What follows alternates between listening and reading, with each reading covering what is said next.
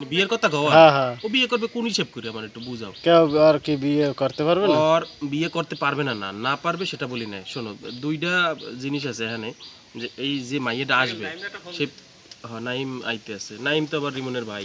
হ্যাঁ না না হ্যাঁ এটা না, এই প্রথম যে শর্ত মাইয়ের থাকবে, প্রথম ওরে দেখবে, পরে তো আর কাজের কথা জানবে, প্রথম যখন ওর বায়োডাটা ওরে তো আগে দেখবে। আমাকে আমাকে দেশে তো আর বায়োডাটা নাই যে দেশে পোলা কি এত কিছু করে টর হে নাই, লাখ লাখ টাকা ইনকাম করে, এটা পরের ব্যাপার, আগে তো পোলা দেখবে। পোলা আয় পোলার দিয়ে চুল পাহা, পোলা তাপের মধ্যে কিন্তু চুল তো পাহা এখন কি একটা অবস্থা। মগো তাও নাই, হ্যাঁ একটা সিস্টেম আছে, যাও আছে যে কয়টা চলে যেতে, কিন্তু ওর তো চুল পাহা